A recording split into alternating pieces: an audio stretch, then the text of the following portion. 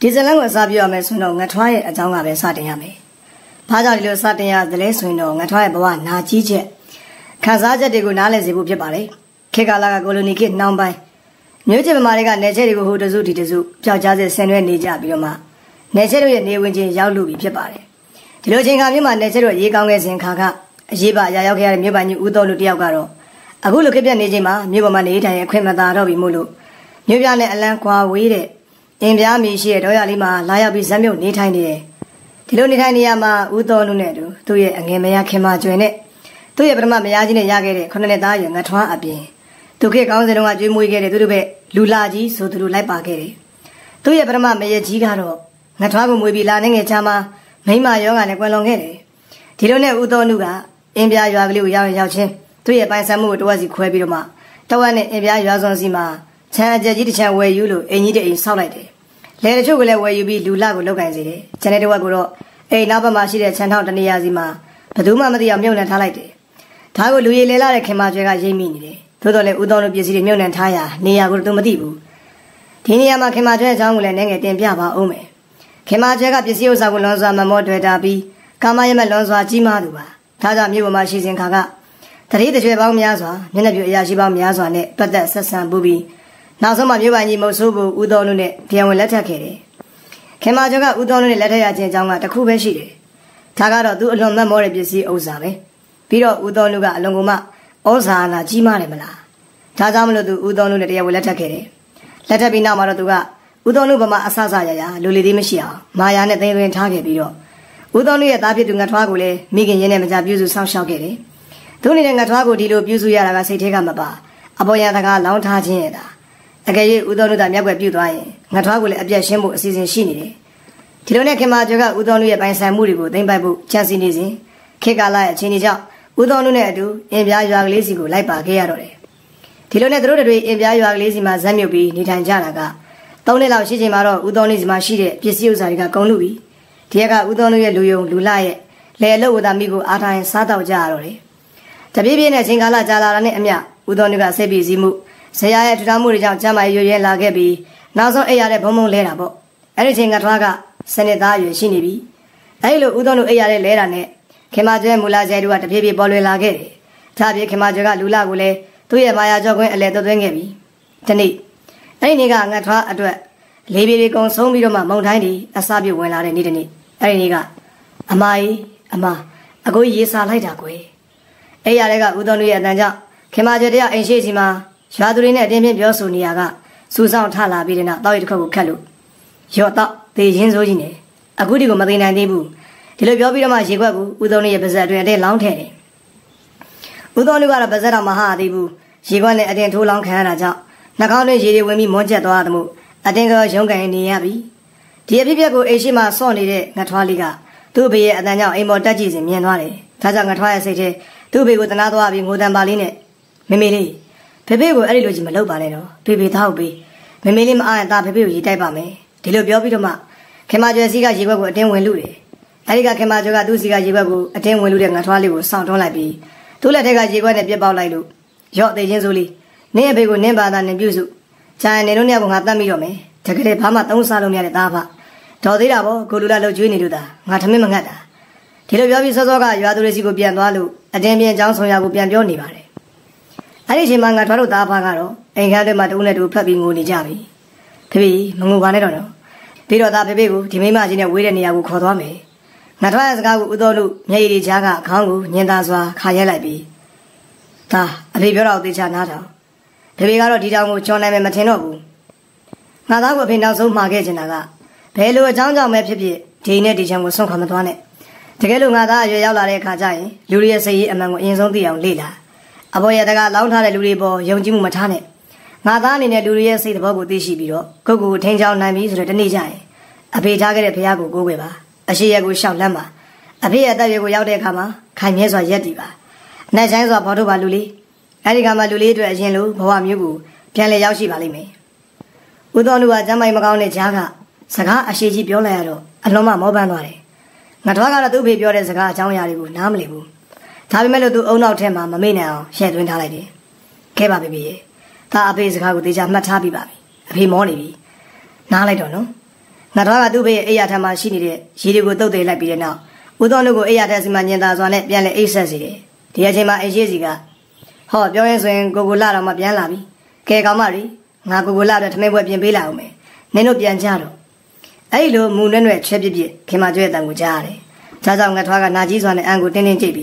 းလက်သီးကိုကြစ်ကြစ်ပါအောင်နဲ့စုပ်လိုက်မိပါတော့တယ်။အဲ့ဒီနောက်ပိုင်းနေရက်တွေကငါထွားတို့သားဖအတွက်နေစဉ်ငရဲကန်းနေတာဖြစ်တော့တယ်။ခင်မကျွဲဦးတော်တို့ပေါ်မှာမြဲလိုနိုင်တဲ့အစင်းနဲ့ပြုတ်မူလာပြီးဂျန်နေတဲ့ပစ္စည်းတွေကိုတင်မရမကမေးနေတယ်။ဒါအပြင်ငါထွားလေးကိုလည်းအလုပ်တွေမတန်တဆခိုင်းနေပြီးတော့သမင်းကိုတော့မှဝါလျောင်မကြွေးတော့ဘူး။ဦးတော်တို့ကလည်းတနေ့ချာခင်မကျွဲနေဆက်မှုအောက်မှာချမ်းမိုင်ကပူပြီးဆိုးရလာတယ်။ဒီဘက်ကငါထွားခမရကလည်းသူ့ဘေရှင်လူသားတရင်ကြီးမှနေနေတာဖြစ်ပြီးတော့အမှန်စင်းကတော့ဒီနဲ့ဝေးရစီကိုထွက်သွားခြင်းမိတာပေါ့ဒါပေမဲ့လို့အဖေပြည့်သူမှားခဲ့တဲ့စကားတွေကလည်းရှိနေသေးတော့ငါတော့ကဒီရင်ကြီးကထွက်သွားဖို့စဉ်းစားမိတယ်တိုင်းနောက်ဆုံးတော့တပ်ပြင်းချရင်ဆုံးသက်မိတာပေါ့အဲ့လိုနဲ့နောက်တစ်လလောက်ကြာပြီးချိန်ဦးတော်လူကလောကကြီးကိုနှုတ်ဆက်သွားပြီဒီကငါတော့ကချိန်ပြည့်အိမ်မှာမနေတော့ဘူးပေါ့တနေ့တနေ့အလုပ်အားတာနဲ့သူ့ပြည့်မြေပုံရှေ့ရစီမှသာသွားပြီးနေတတ်တော့တယ်ဟဲ့ကောင်ငါထွက်လာစမ်းချောင်းဝိုင်းလေးကိုခြေဆက်ခြင်းငောင်းငန်းခေါ်လိုက်တဲ့ကြောင့်ငါတို့ခြေလမ်းနဲ့ရက်တက်သွားတယ်။ပင်ရှိလေကားရဲ့စီမှာတော့လက်တစ်ဖက်နဲ့ခါထားပြီးမျက်နှာကြောကြီးတွေတင်းနေတဲ့ခင်မကျွေရှိနေတယ်။ဟဲ့အကောင်ငါခေါ်နေတယ်လေ။ဘာရက်လုံနေတာလဲသိချင်းနေပလား။ငါတို့ဒေါသဖြစ်သွားရတယ်။သို့တော်လည်းဖခင်ပြည့်တဲ့စကားတွေကနားထဲကြားရောက်လာတဲ့မို့တပ်ပြင်းကိုချခင်မကျွေစီကိုလှမ်းခဲ့လိုက်တယ်။လာစမ်းခေါ်လိုက်ဒုံးပိတ်ကတ်တဲ့နဲ့တလိษံလို့အချိုးမပြေတဲ့ကောင်ရော့သေးစမ်းခင်မကျွေကငါထွားသူ့နားကိုရောက်တာနဲ့လက်မြန်ချီမြန်နဲ့ငါထွားနှုတ်ရက်ကိုလိန်ဆွဲတဲ့မို့ငါထွားနာကျင်စောနဲ့ရုံးကန်မိတယ်။အဲ့ဒီချိန်အိမ်ပေါ်စီကဥလူလာကဆင်းလာပြီးတော့မှအမကြီးစုညံနေတာပဲကွာဘာတွေဖြစ်နေတာတော့ဒီမလေးလူငယ်နွားလေးကခေါင်းနေတာကိုကတ်တက်လုံနေလို့ဆုံးမနေတာခင်မကျော်ကငါထွားနှုတ်ရက်စီကသူ့လက်ကိုလွတ်ပြီးလူလာကိုပြန်ပြောတယ်။အဲ့ဒီကလူလာကငါထွားစီရောက်လာပြီ။ဟဲ့ကောင်မင်းကလည်းမင်းပဲအမြဲတမ်းလူကတ်တက်နဲ့ဒီလိုပြောတယ်ဒီတကတော့ငါထွားဒေါသတွေပေါက်ကွဲရပြီသူ့ဖေကျွေးမွေးခဲ့တဲ့လူယုံကသူ့ကတော့ဟိန်းလာဟောက်လာလှုပ်လာတာကိုတော့သူလက်မခံနိုင်ဘူးဒါကြောင့်ဟဲ့လူခမည်းကကျုပ်ဖေရဲ့အလုပ်သမားကျုပ်ကိုဒီလိုလာပြောပိုင်ခွင့်ခမည်းမှမရှိဘူးဘာကွာငါကျွေးလို့ဒီရွယ်ရောက်လာတော့ငါ့ကိုပြန်ကြိုက်တယ်ပေါ့ခွေးကောင်ရော့စမ်းလူလာကပြောဆူငါထွားရဲ့နေရင်ကိုဖြတ်ရိုက်တယ်ငါထွားကလူကြီးရနဲ့အရိုက်ခံရတော့လေကိုင်းကနေအောက်ကိုဒလင်းခောက်ပြီးပြုတ်ကျသွားတယ်ဒါကိုလူလာကအောက်ဆင်းလာပြီးခြေထောက်နဲ့ထပ်ကန်းတယ်အဲ့တော့မှခင်မကျော်ကလူလာကိုပြေးဆွဲလို့တော်ပြီကိုလူလာဆက်မလုပ်နဲ့တော့အမားတို့သူ့ကိုလူနေသေးတယ်သူ့ဘေးမတည်ခင်သူ့ကိုတခုခုတော့ပြောပြခဲ့နိုင်သေးတယ်ခင်မကျော်ရဲ့စကားကြလူလာကရက်လိုက်တယ်အဲ့ဒီနောက်ခင်မကျော်ကမျက်ရည်ကျပြီးငိုးနေတဲ့ငါထွားလေးကိုဟဲ့ကောင်မျက်ရည်လေးစမ်းစမ်းလုံးမနေနဲ့သွားရေကမှငါထမိန်နေပုံထားတယ်သွားရှော်ငါထွားကအသားနာခဲ့ပြီမို့စိတ်ထဲကမကြောက်ပြီမဲ့နောက်တစ်ပတ်အသားနာမှာဆိုးတဲ့အတွက်လဲကျနေရကထရေကန်စီကိုထွက်ခဲ့တာပေါ့ရေကန်စီကိုထွက်သွားတာနဲ့ခင်မကျော်ကလူလာရဲ့လက်ကိုဆွဲအိမ်ပေါ်ကိုတက်သွားတော့တယ်ဒါကိုတော့ရေကန်စီသွားနေတဲ့ငါထွားမမြင်မိတော့ဘူးကိုလူလာအဲ့လောက်ကြီးမကဲနဲ့ကွာဟာကြည့်ဦးငါထွားတယောက်ညာတီးနိုးချင်ခင်မကျွဲအိတ်ခန်းစီကအဲ့ဒီလိုထွက်ပေါ်လာတဲ့မိမတန်ကြောင့်လွန်စွာမှအံ့ဩသွားတယ်ဒါကြောင့်သူ့အိယာကထပြီးခင်မကျွဲအိတ်ခန်းစီကိုအသာချေပွားချင်းကပ်မိတော့တယ်အိမ်ခန်းတွင်အမောင်ထဲမှာတော့လူရင်းတစ်ခုလှုပ်ရှားနေတယ်အဲ့နောက်လူရင်းတစ်ခုစီကခင်ကိုတကယ်ချစ်တာဟုတ်ရဲ့လားတဲ့အဲ့ဒီယောက်ျားတန်ကြောင့်ငါထွားလွန်စွာမှထိတ်လန့်သွားတယ်စိတ်ထဲကလည်းဒါဥလူလာရဲ့အတန်ပဲအံ့ဩတဲ့ချင်းနဲ့ရေရွတ်မိတယ်အဲ့ဒီတော့မှခင်မကျွဲစကားတန်ကထွက်ပေါ်လာပြန်တယ်အိုးကိုလှလေတကယ်ချစ်လို့ပဲအခုဆိုရင်မှ3နှစ်တောင်မှကြော်ခဲ့ပြီကိုခင်မကျော်ရဲ့စကားကြောင့်ငါထွားပုံမူအံ့ဩရပြန်တယ်ဒါဆိုရင်သူတို့ကငါ့ဖေမသေးရင်ဒီကောင်ရောက်တဲ့ကအခုလိုဖြစ်နေကြတာပေါ့လှုပ်ရကြတယ်ကွာငါဖေရဲ့ကျေးဇူးတရားတွေကိုမှမထောက်အခုလိုခွေးဆက်ခင်းရတယ်လို့ငါထွားရင်လည်းသူ့ဖေအတွက်လွန်စွာမှဝမ်းနေသွားရတယ်ဖခင်ပြည့်သူကသူ့ဘောသက်စာမရှိသူကမှယုံမပုံအပ်မိလေချင်းရဲ့လို့တွေးမိပြီးအလွန်မှလည်းစိတ်မကောင်းဖြစ်သွားတယ်ဒါကြောင့်လည်းဒီမသူတော်ရဲ့စကားတွေကိုထပ်မံနားထောင်နိုင်စမရှိတော့ပဲနဲ့သူအိဆန်နေရာစီကိုအသာပြန်ထွက်ခဲ့တော့တယ်အဲ့ရထဲမှာလူလိန်ကငါထွားအတွေ့ရောက်ရက်ခတ်နေပြီနားထဲမှာလည်းဖခင်ပြည်သူမသေးဆုံးရင်မှာခဲ့တဲ့စကားတွေကိုထပ်မံတလဲလဲကြားရောက်ပြီးပြန်စဉ်းစားနေမိတယ်အထူးသဖြင့်ဖခင်ရဲ့စကားထဲမှာပါဝင်ခဲ့တဲ့အပေါ်ရတကလောင်းထားသူများဆိုတဲ့စကားပဲဒီစကားအကြောင်းအရာတွေကိုငါထွားကစဉ်းစားနေမိတယ်ဖခင်ပြည်သူကဒီစကားကိုသူ့ကိုတကူတကပြောပြခဲ့တာဖေဖေကသူမသေးခင်မှာသူ့ဘွားကအမားတွေကိုသင်ခန်းစာယူခဲ့မိပုံရတယ်ငါထွားကဒီလိုနားလည်မိတယ်ဒါဆိုရင်အခုဥလူလာနဲ့ခင်မကျတို့ကိစ္စကိုမိမိအဖေကမသေးခင်သိရှိသွားနိုင်လို့တယ်အဲ့လိုသိရှိခဲ့ခြင်းကြောင့်လည်းဖခင်ကစိတ်ပီစီဆုံးပါခဲ့ရတာဖြစ်နိုင်တယ်ငါထွားတဲ့အဲ့ရတဲ့လူလိန်ကတွေးလေလေအခန်းထဲကမသူတော်နှစ်ယောက်ကိုနာကြည့်မိလေလေပဲအဲ့ဒီအစချိန်မှာတော့ ကျူရင်တဲ့တကားဖွင့်တဲ့ကြားလိုက်ရတော့ငါထွားရဲ့တွေးစားတွေပြတ်တောက်သွားပါတယ်အခန်းတကားဖွင့်တဲ့အစုံခင်မကျွေကတော့အဝတ်စားတွေကိုကပီဝေဝတ်လို့ထွက်လာပြီးတဲ့နောက်အိမ်ရောက်ကိုဆင်းသွားတယ်ဒါကိုကြည့်လို့ငါထွားစိတ်ထဲမှာခင်ဗျားတို့တို့နင်းကြအောင်ပေါ့ဒီလိုတေးပြီးတော့မှကြိုးစားအိတ်ဆက်လိုက်ပါတယ်ဟဲ့ဟိုကောင်နေရခုဒီအိယာကမထသေးဘူးလားနေကိုနေတတိသားများထင်နေသလားတပြန်းပြန်းတန်တဲ့လူကြောပြင်းစီကနာကျင်မှုကြောင့်ငါထွားလန့်ပြန်ပြီးအိယာကတင်းကုန်းယုံထားမိတယ်သူချင်းမှတော့ခင်မကျွေကဒီပြစီတစ်ချောင်းခိုင်းလို့ရက်နေတာတွေ့ရပြီဟဲ့အိယာကလိုးလာတော့မှကြောင်တော်လုံနေသေးတယ်သွားငါရေချိုးမလို့ရေသွားခတ်ပြီးစမ်းငါထွားကအောက်ကိုဆင်းလာခဲ့တယ်ပြီးတဲ့နောက်ရေပုံးယူလို့ရေရင်းကရေကိုငင်းရေကန်တင်းကိုခင်မကျွေရေချိုးဖို့ခတ်ပြီးတယ်သို့တော်လည်းသူ့အရေကငင်းနေပြီးတော့မှရေပုံးကကြီးနေတော့ရေခက်လာတဲ့ရေပုံးကတွင်းရဲ့နေရနေနဲ့တိုက်မိပြီးအထဲကိုသဲတွေကြကုန်လေငါထွားကသဲမကြအောင်ဘလောက်ပဲခက်စီပြီးမဲ့အရင်မမြမှုကြမှုလို့သဲတွေကပုံနေကြအောင်နေစေငါထွားရဲ့လက်တွေကလည်းနာလာပြီဒါပေမဲ့လို့ငါထွားကကံတွေရေပြအောင်ကြိုးစားခတ်ပေးနေတယ်အဲဒီတော့မှခင်မကျော်ကထမရင်ရှားနဲ့ရေချိုးဖို့ဆင်းလာတယ်ပြီးတဲ့နောက်ရေကန်ရှိရကိုရောက်လာစဉ်ဟင်းဟိုးကောင်ခွေးတောင်စားနေရေကိုဘယ်လိုခတ်နေတယ်လဲတကံလုံးသဲတွေနဲ့ဘွက်ပေါက်နေပြီဒါလေးတော့ပြတ်မရှိဘူးလားစမ်းဒီလိုငောင်ငန်းခေါ်လို့ငါထွားလက်ထဲကရေပုံးကိုလူယူပြီးတော့မှရေပုံးမှာတက်ထားတဲ့ကျိုးကိုခောက်ငါထွားရဲ့ကြောပြင်းစီကိုပြင်းထန်စွာနဲ့ရိုက်နှက်ပါတော့တယ်ကြောပြင်းကပူလောင်ဆက်ပြင်းမှုတန်ကြောင့်ငါထွားမျက်ရည်ကျလာတယ်ခင်မကျော်ကတော့အာရောင်ရိုက်နှက်ပြီးတဲ့နောက်ကန်ထဲကရေတွေကိုဖောက်ချလို့သွားအသက်ပြန်ခတ်ဒီတစ်ခါသဲဒီပါလို့ကတော့နင်းကိုထမင်းမကျွေးဘူးငါထွားကခင်မကျွဲစည်းကရေပုံးကိုယူလို့တပံခတ်ပြန်တယ်သို့တော်လည်းအရွယ်မမျှတာကြောင့်သဲဒီကတော့ကြမြဲပဲအဲဒီကခင်မကျွဲကဒီလောက်တော့မှတောက်ဖြစ်မရှိရကောင်နင်းကိုဒီထမင်းမကျွေးဘူးသွားတောင်းစားဖို့ပဲသိနေကောင်ရော့ခွက်သွားတောင်းစားအဲ့လိုဆိုပြီးလက်ထဲကချွေးဘက်ကိုပြစ်ပေးလိုက်တယ်ရေဘက်ကလည်းအားပါစွာနဲ့ပြစ်ပေါက်လိုက်တဲ့အားနဲ့မလို့ငါထွားကိုမမီဘေးကိုပြုတ်ကြတယ်အဲဒီကခင်မကျွဲကဟဲ့ကောင်အဲ့ဒီခွက်နဲ့နင်းတောင်းစားရမှာလေပြန်ကောက်စမ်းငါထွားကတက်ပြီးအရိုက်ခံမှဆိုတော့ခွက်ကိုကောက်လိုက်တယ်သွားရွာထဲမှာသွားတောင်းစားကြည့်ငါထွားတယောက်ခွက်ကလေးကိုကန်ပြီးရွာထဲကိုထွက်လာခဲ့တယ်သူ့စိတ်ထဲမှာလွန်မဝမ်းနေနေမိတယ်ဒီလိုနဲ့သူရွာထိပ်စီကိုရောက်လာတယ်အဲ့ဒီအခါငါထွားစိတ်ထဲမှာတစုံတရာကိုစဉ်းစားမိသွားတယ်သူဖခင်မျက်နှာပဲဒါကြောင့်သူရွာထဲကိုမဝင်တော့ဘဲနဲ့ရွာနောက်ဘက်ကတင်းញိုင်းစီကိုထွက်ခဲ့တယ်တင်းញိုင်းလေးကိုရောက်တဲ့အခါမှာငါထွားကသူ့ဘေးမြေပုံရှိရာစီကိုထွက်ခဲ့တယ်ဖခင်မြေပုံနေရာမှာတော့ဦးတော်နုအသက်80ဆိုတဲ့မှတ်တိုင်လေးကသူ့ကိုကြိုးစိုးနေပါတယ်ငါထွားတယောက်သူ့ဘေးရဲ့မြေပုံဘေးမှာဒူးတော့ထိုင်ချလိုက်ပြီးလက်စဲပြားရှက်မိုးလို့ဥခိုက်လိုက်တယ်အဲဒီတော့မှသူ့မျက်ဝန်းစီကမျက်ရည်တွေကဖြာကျလာခဲ့ပြီးတော့မှဖေဖေရဲ့ကျွန်တော်ဖေစကားကိုဆက်ပြီးနားထောင်ဖို့မဖြစ်နိုင်တော့ဘူး